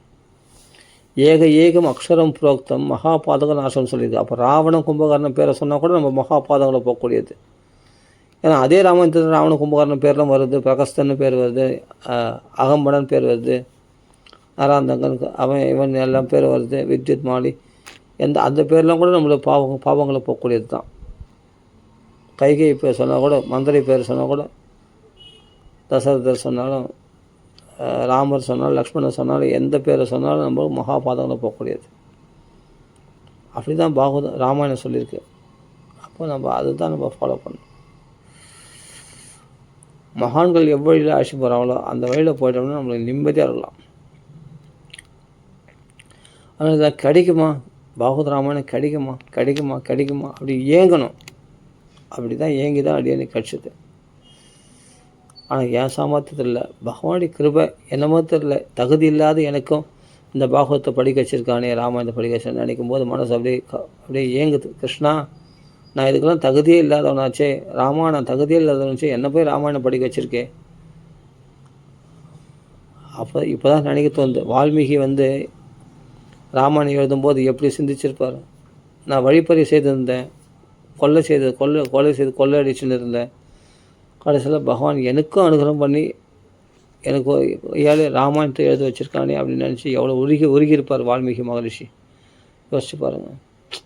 நம்மையும் ஒரு பொருட்டாக நினச்சி நமக்கு மரியாதை கொடுத்து நமக்கு பகவான் எப்படி ராமாயணம் எழுத வைக்கிறான் பத்தியா. அதான் பதித்த பாவன சீதாராம். தர்மாத்மாக்களை ரட்சித்தா பகவானுக்கு பெருமையா, இப்படிப்பட்ட அதர்மாத்மாக்களை ரட்சித்தா பகவானுக்கு பெருமையானா. அதர்மாத்மாக்களாக இருந்து கீழ்நிலையில் இருந்து அப்படியேப்பட்டவங்கள பகவான் உன்னத ஸ்திதிக்கு அவர்களை காப்பாற்றி அவர்களுக்கு உன்னத ஸ்திதி அவர்களை மகாத்மாக்களாக மாற்றுறது தான் பகவானுக்கு அழகாம். அதான் பகவானுக்கு பெருமையாக. இதுதான் பகவான் செய்கிற லீலைகள். நீ காசு பணம் இருக்கலாம், நீ மரியாதை இருக்கலாம், எல்லாம் இருக்கலாம், உன்னை மக்கள் மதிப்பாங்க. பூஜை நம்ம பகவான் மதிக்க மாட்டான். பகவான் உன்னுடைய பக்தியை வச்சு தான் உன்னை இடப்படுவான். உன் பணத்தை வச்சு உன்னை இடப்பட மாட்டான். பக்தி வச்சு தான் இடப்படுவான். பக்தி அத்து தோஷ பகவான் கஜயுத பாய. எவ்வளோக்கு எவ்வளோ பக்தியில் நம்ம தீவிரமாக இருக்கிறோமோ அவ்வளோக்கு அவ்வளோ நம்ம பவித்திரமாகி கொண்டே இருக்கிறோம் அப்படின்னு தெரிஞ்சுக்கணும். பகவான் இடத்துல நேரடி லிங்கில் இருக்கிறோம். எத்தனை பேர் பகவத் சிந்தனையில் இருக்காங்கன்னு நினைக்கிறீங்க? ஜடாம் ஜென்ம சகஸ்ரேன பக்தி பிரீதிஷி ஜாயத்தை. எத்தனை பேர் மனுஷியானாம் சகஸ்ரேஷு கச்சித்தி அதாவது சித்தையே. சித்தையடைன்னு ஆசைப்படுறவங்க ஆயத்தில் யாரோ ஒருத்தர் தான். மனுஷியானாம் சகஸ்ரேஷு கச்சித்தி எததி சித்தை அப்படின்னா அதுலேயும் கிருஷ்ண பக்தி பண்ணுறவங்க அதுலேயும் வெடிக்கட்டி யாரோ சில பேர் தான் பகவத் பக்தி பாகவதம் படிக்கலாமா, ராமாயணம் படிக்கலாமா, பகவன் நாம ராமநாமா சொல்லலாமா அப்படின்னு வரவங்க யாரோ ஒருத்தர் தான், சிலர் தான். இதெல்லாம் பாக்கியம். இதெல்லாம் பாக்கியம். இதெல்லாம் பெரிய தனம். இந்த பாகவதம் ராமாயணம் கிடைக்குமான்னு ஏங்கணும். இதெல்லாம் கிடைச்சா அப்படியே கொண்டாடணும். தலைமையில் சிரசு மேலே வச்சு சுயம் பிரகாசானந்த சரஸ்வதி சுவாமிகளாகிய ஆளுங்குடி பெரியவா சிரசில் வச்சு கொண்டாடணும். இப்போ இந்த பாகவதத்தை அப்படி வச்சு கொண்டாடணும். துள்ளி குதிக்கணும். பாகவத்தை கண்கள் அப்படியே கண்ணீர் வழியை படிக்கணும். பாராயணம் சதா பாராயணமே இருக்கிறவங்க மகான்கள். ஆளுங்குடி பெரியவாலாம் சதா பாராயணம். அந்த பாராயணத்தில் என்ன தான் இருக்குன்னா பாராயணம் பண்ணி பார்த்தா ஒன்று தான் தெரியும். அவ்வளவு நல்லா இருக்குது. படிக்க நல்லாயிருக்கு. அவ்வளோ சௌக்கியமாக இருக்குது படிக்க. பாராயணம் பண்ணவங்களுக்கு தான் தெரியும். ஆரம்பத்தில் தெரியாது, போர் அடிக்கும். ஆரம்பத்தில் கஷ்டமாக கூட கொடுக்கும். ஏன்டா இதெல்லாம் போய் படிக்க வந்தோம், அழகாக ராமான்னு சொல்லிட்டு போயிடலாம். இந்த பாகவதம் இவ்வளோ கஷ்டப்பட்டு மெனக்கட்டு இவ்வளோ கடினமான பதங்களை படிக்கணுமா அப்படின்னு தோணும். ஆரம்பத்தில் ஒரு தடவை தோணும், 2 தடவை தோணும், 3 தடவை தோணும், 4 தடவை தோணும், 5 தடவை தோணும், 6 தடவை தோணும், 10 தடவை நல்லா இருக்கு, சுலபமாக வந்துடுச்சு நம்ம. ஆனால் தொடர்ந்து படிக்கணும். நடுவில் கேப் விட்டு படித்தோம்னா மறுபடியும் வார்த்தை தடுமாறும் பாராயணம் பண்ணும்போது. ஆனால் தொடர்ந்து நீ ஒரு 10 தடவை பாராயணம் பண்ணி பாருங்கள். தொடர்ந்து 11 தடவை உனக்கு ஸ்வீட்டாக இருக்கும். பாகவதம் ஸ்வீட்டாக இருக்கும், ரொம்ப டேஸ்ட்டாக இருக்கும் பாகவதம் பாராயணம் பண்ணுறதுக்கு. அது பாகவதம் மட்டும் இல்லை, ராமாயணமும் அப்படி தான். ஆரம்பத்தில் ரொம்ப கஷ்டமாக இருக்கும். இதில் ஏன் நம்ம கை வச்சோம்? 2வது ஸ்கந்தம் வரையும் படிச்சுட்டோம். சரி 3வது ஸ்கந்தம் சரி, இப்போ இன்னொரு 3, 4, 5 அப்பா எவ்வளோ ஸ்கந்தம் படிக்க வந்துடுது. அதெல்லாம் நம்ம எப்படி படிக்க போகிறோம் அப்படின்னு நம்ம பண்ணோம். டக்குன்னு பின் வாங்கிடும். 2வது ஸ்கந்தத்தோடு பூர்த்தி பண்ணிப்போம். அப்படி கிடையாது. முடிஞ்ச வரைக்கும் படிப்போம் அப்படின்ட்டு இறங்கி படிக்கணும். தப்பானா கூட பரவாயில்ல அப்படின்னு நம்ம படிக்க ஆரம்பித்தோன்னா அப்புறமா தப்பெல்லாம் சரி பண்ணிப்பீங்க கொஞ்சம் கொஞ்சமாக. அப்போ படிக்க ஒரு தடவை படிப்பீங்க, 2 தடவை படிப்பீங்க, 3 தடவை படிப்பீங்க. சில கஷ்டங்கள்லாம் இருக்கும் படிக்கிறதுக்கு. சில வார்த்தைகள்லாம் வாக்குகள் நுழையாது. ஆனால் படிக்க ஆரம்பிச்சிட்ட பிறகு நல்லா அந்த அந்த ஸ்லோகங்களை வசப்படுத்திட்டோம்னு சொன்னால் நல்லா படித்து அபியாசத்தினால அது பிறகு நீங்கள் சௌக்கியத்தை மட்டும்தான் அனுபவிப்பீங்க. படிக்கும்போதே பாகவதம் அருமையாக இருக்குது அப்படின்ட்டு. அப்புறம் நான் தபசும் கூடும், படிக்கிறதுக்கும் தேன் மாதிரி இனிக்கும் அந்த வார்த்தைகள்லாம். ஏன்னா 10 தடவை படித்தாச்சு, அடுத்தது என்ன வரப்போதும் உங்களுக்கு தெரியும். அது எப்படி படிக்கணும்னு உங்களுக்கு தெரியும், அந்த உச்சரிப்பு தெரியும். அப்புறம் நல்லா சரளமாகிடும் உங்களுக்கு. ஆனால் அது ஒரே கிரந்தமாக இருக்கணும்.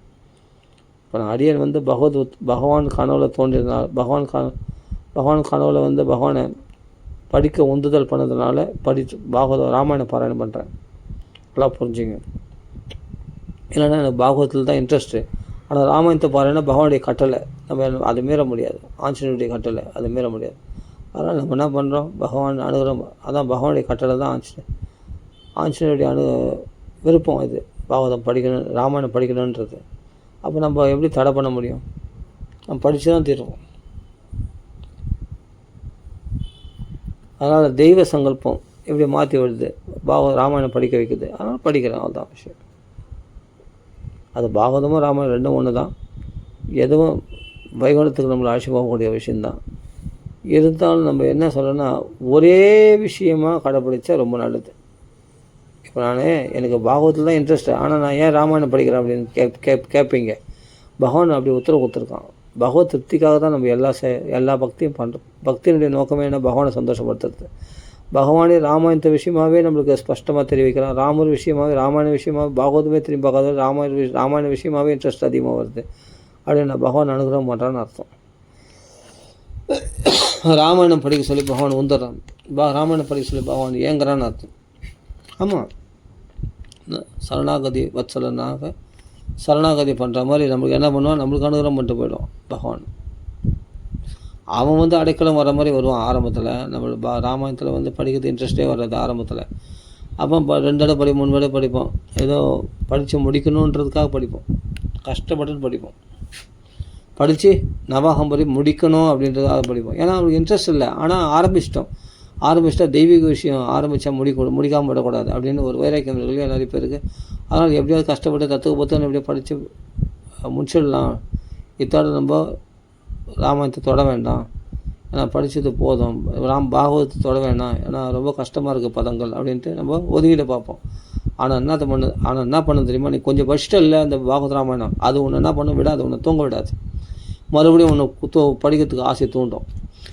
அப்படி தான் ஆசை தோண்டி அப்போ என்ன தொடர்ந்து பாகவத நிஷ்டனாக மாறிடுவேன். பாகவத நிஷ்டையை உடையவனாக மாறிடுவான். நஷ்ட பிராயோஷ அபத்ரேஷ நித்தியம் பாகவத சேவையா, நித்தியமாக டெய்லி பாகவத பாராயணம் பண்ணாமல் உனக்கு தூக்கம் பிடிக்காது, சாப்பாடு பிடிக்காது, அப்படி ஆகிடும். பைத்தியம் பிடிச்சிடுவேன் நீ பாகவத்தில். 6 மணியில் போர் அடித்தது, பாப்பா நம்மளுக்காக வராது இந்த சம்ஸ்கிருதம்லாம் அப்படின்னு விட்டுருவேன். ஆனால் அது காத்துன்னு இருக்கும். நீ பண்ணலை, அந்த தெரிஞ்சோ தெரியாமல் நீ கை வச்சிட்ட இந்த பாகவதத்தை, அது உன்னை விடாது, உன்னை தூங்க விடாது. எந்த ரூபத்துலையோ அது மறுபடியும் உன்னை படிக்க வைக்கும். அப்போ உன்னை பாகவதத்தில் பித்து பிடிக்க வைக்கும். ஆனால் அது ஒரு நாளில் நடக்காது. நான் என்ன சொல்கிறேன்னா, ஆரம்ப நிலையில் இருக்கிற பக்தர்களை சொல்கிறேன், அதாவது பாகவதம் படிக்க தெரியாதவங்களுக்கு சொல்கிறேன். அந்த சம்ஸ்கிருத நாலேஜ் அவ்வளோ தெரியாதுன்றது சொல்கிறேன். நீங்கள் தமிழில் படிப்பாங்க, தமிழில் உள்ள சான்ஸ்கிரிட் படிப்பாங்க, மூலப்பாராயணம் படிக்க அப்புறம் என்ன நம்மளுக்கு அது ரொம்ப இன்ட்ரெஸ்ட் ஆகிடும் படிக்கிறதுக்கு. அவ்வளோ சௌக்கியத்தை கொடுக்கும் பாகவதமாக ராமாயணம் எதுவும் இருந்தாலும் சரி. வார்த்தை அந்த ஸ்லோகங்களை வசப்படுத்திக்கிட்டோம்னா நம்ம சரளமாக படிக்க அபியாசம் பண்ணிக்கிட்டோம்னு சொன்னால், சரளமாக படித்து கற்றுக்கணும்னு சொன்னால், அது அப்போ நீங்கள் பாகவதம் நீங்கள் கீழே வைக்கவே மாட்டீங்க. அவ்வளோ சௌக்கியத்தை கொடுக்கும். சத்தியமாக சொல்கிறேன், அவ்வளோ சௌக்கியம். பிரம்ம சௌக்கியம் தோ அனந்தம். தபஸ்பலமும் கூட பகவதத்தில் பக்தி உருகும். அப்படி பாராயணம் அது பாகவதம் ஸ்லோகத்துக்கு அர்த்தம் தெரியணும். பாகவதம் ராமாயணம் ஸ்லோகத்துக்கு அர்த்தம் தெரியணும் அவசியமே இல்லை. பாராயணம் பண்ணினே வந்தால் போதும், எல்லாமே தெரியும். பகவான் எல்லா ஞானத்தையும் பகவான் கொடுத்துருவாங்க. சரி, ஓகே. அதனால்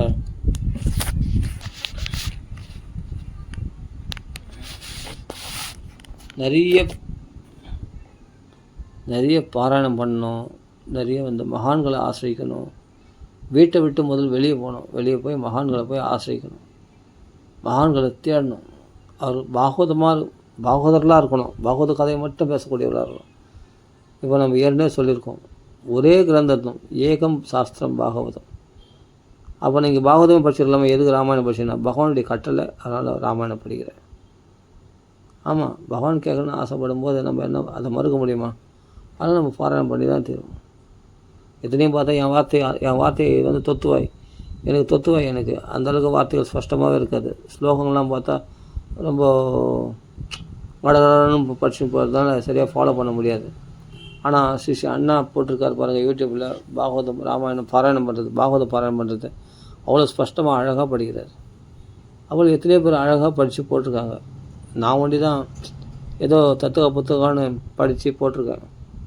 எந்த ஃபாலோ பண்ணனாலும் பரவாயில்ல, இது மாதிரி மகான்கள் போட்டிருக்காங்க இல்லையா, அதை ஃபாலோ பண்ணியாவது நம்ம பாகவத ராமாயணத்தை ஃபாலோ பண்ணியாவது பாகவத ராமாயணத்தில் பக்தி வளர்த்துக்கலாம், நம்ம தபசை சம்பாதிச்சுக்கலாம், பாராயணங்கள் நாமளும் பண்ணலாம். சரி, ஓகே. குடும்பத்தில் பிரச்சனை வந்து சண்டை வருதுன்னா பாகவதம் உள்ளே வராத, ராமாயணம் உள்ளே வராத குடும்பத்தில் உள்ள சண்டைகள் தீராது கண்டிப்பாக. ஆமாம். கிருஷ்ணனை நடுவில் வச்சுட்டு அவனுக்கு முக்கியத்துவம் கொடுத்தேன்னு சொன்னால் மற்ற வேலைகள்லாம் அவன் பார்த்துப்பான். நம்மளுக்கு எல்லா டென்ஷனும் டிப்ரெஷனு அந்த டென்ஷனு ஸ்ட்ரெஸ்ஸு எல்லாம் ஒரே பஞ்சாக பறந்து போயிடும். பகவான் அனுகிரகம் பண்ணமே, எல்லா கஷ்டங்களும் விளக்குற மாதிரி பகவான் வந்துட்டான்னா வாழ்க்கையில் சபாஷ் எல்லா கஷ்டம் நீங்கி போச்சு. அதை நம்ம நல்லா தெரிஞ்சிடும். அந்த பகவானை மறந்ததுனால்தான் எவ்வளவு துன்பங்கள் நம்ம குடும்பங்களில் பிரச்சனைகள், உறவினர்களுக்குள்ள வாக்குவாதம், தேவையில்லாத பகவானை மறந்ததுனால வந்த வினை இதெல்லாம். பகவான் பேச்சை கேட்டு அதன்படி வாழ்க்கை நடத்தாதனால வந்த வினை இதெல்லாம். பகவான் சொல்லக்கூடிய அதெல்லாம் முடியலனா கூட அதுக்கும் ஒரு வழியாக பகவான் நாம சங்கீர்த்தனம், பாகவத பாராயண சிரவணம் அது மாதிரி நமக்கு நியமிச்சிருக்காங்க. அதையாவது ஃபாலோ பண்ணலாம் இல்லையா? அப்போ நமக்கு இதெல்லாம் நம்ம பாக்கியம், இதெல்லாம் ரொம்ப பெரிய அனுகிரகம். இதெல்லாம் அதை அனுபவிச்சவங்க தான் தெரியும் கண்டிப்பாக. சரி, தடப்பூத்தி பண்ணிப்போ ராம ராம ராம ராம ராம ராம ராம ராம. அதனால் நான் ஃபாலோ பண்ணுறேன்னு இல்லை, நான் பாராயணம் பண்ணுறேன்னு மட்டும் நான் சொல்ல வரல. எத்தனையோ பேர் பாராயணம் பண்ணியிருக்காங்க. அவங்கள ஃபாலோ பண்ணி அதை நம்ம பின்பற்றினாலே நமக்கு ஆட்டோமேட்டிக்காக பகவத் பக்தி நம்மளுக்கு பெருக்கெடுத்து விடும். நீங்கள் எதனா ஒன்று பிடிச்சிங்க, ஆனால் ஏக பக்திர் விசிஷ்யதே அதுதான் நம்ம முன்னாடி போட்டோம். ஒரே விஷயத்தில் கான்சன்ட்ரேட் பண்ணோம். அது பாகவதமாக ராமாயணமாக நீங்கள் சூஸ் பண்ணிக்கோங்க. நீங்கள் சூஸ் பண்ணுறதில்ல, அந்த பாகவதம் ராமாயணம் சூஸ் பண்ண உங்களை. ஆமாம், உங்களுக்கு பாகவதமாக ராமாயணமானு பகவான் தீர்மானிக்கணும். பகவான் சாக்ஷாத் ஆதி நாராயணன் தீர்மானிக்கணும். உங்களுக்கு பாகவதம் செட் ஆகாமல் ராமாயணம் செட் ஆகணும். அதுக்கு பிறகு நீங்கள் அந்த பாகவதமாக ராமாயணமாக அதில் நிலைச்சிருக்கிறது பகவானுடைய கையில் இருக்குது. பகவான் கையில் தான் உங்கள் குடிமை இருக்கும். பகவான் நினச்சானா நீ பாகவத்திலே நிலைச்சி நிற்பேன். அப்புறம் வேறு எதுவும் திரும்பி பார்க்கக்கூடாது. அப்போ ஒன்றுக்குள்ளவே நீ ஆழ்ந்து போக போக பாகவதம் மேலே படிக்க படிக்க படிக்க படிக்க படிக்க படிக்க என்னன்னா பிரம்ம சௌக்கியம் தூ அனந்தம், எல்லையற்ற பிரம்ம சௌக்கியம் உண்டாகும். ஆரம்பத்தில் பதங்கள்லாம் கடினமாக தான் இருக்கும், படிக்கிறது ரொம்ப கஷ்டம்தான். ஒரு சப்தாகம் முடித்துக்குள்ளே அப்பா ஒரு ஜென்மம் எடுத்து வந்த மாதிரி இருக்கும். ஆனால் கஷ்டம்தான். ஆனால் பாராயணம் பண்ண ஒரு தடவை கஷ்டப்படுங்க, 2 தடவை கஷ்டப்படுங்க, 3 தடவை கஷ்டப்படுங்க, 4 தடவை கஷ்டப்படுங்க, 5ஆவது தடவை ஓரளவுக்கு நல்லா சரளமாக அடிச்சு தூக்குவீங்க. நல்லா படிப்பீங்க, சரளமாக அடிச்சு தூக்குவீங்க. அந்தளவுக்கு கடான்னு படிப்பீங்க. அவன் 10ஆவது தடவை படித்தா நல்லா சரளமாக வந்துடும். அது மாதிரி நம்ம படிக்க படிக்க படிக்க படிக்க நாக்கு நல்லா பரலும், நல்லா ஸ்பஷ்டமாக வந்துடுச்சுன்னு சொன்னால் அப்புறமா நம்ம யாருக்கு உதவியாக எதிர்பார்க்க வேண்டிய அவசியமே இல்லை. சீக்கிரமாகவே நம்ம பாகவத பாராயணம் பண்ணி முடிச்சிடலாம். 12 மணி வரைக்கும் வெயிட் பண்ண அவசியம் இல்லை. நல்லா படிக்க வந்துடுச்சுன்னா 11:30 மணி 11 மணிலாம் கூட முடிச்சிடுறாங்க. சீக்கிரமாக படித்து முடிச்சிடுறாங்க.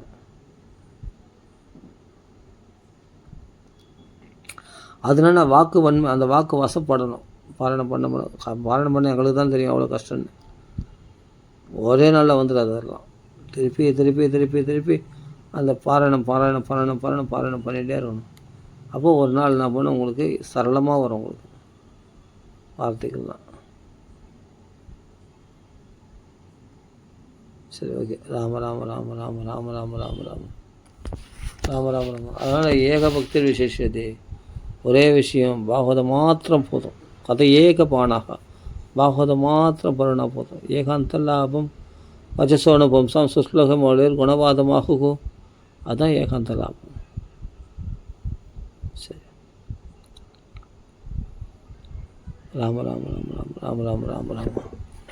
ஆனால் எதாவது ஒன்று தான் பாகவதம் மாத்திரம் பாராயணம் பண்ணினே வாங்கினா உங்களுக்கு நல்லா சரளமாக வந்துடும்.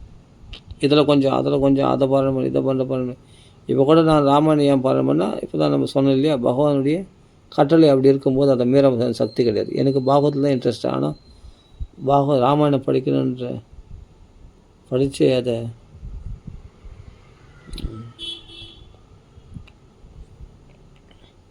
ராமாயணம் படித்து இல்லை பாகவதம் படிச்சுன்னா அதை படித்து அதை அப்படியே தக்க வச்சுக்கிட்டு அவன் பாராயணம் பண்ணும்போது சுலபமாக நம்ம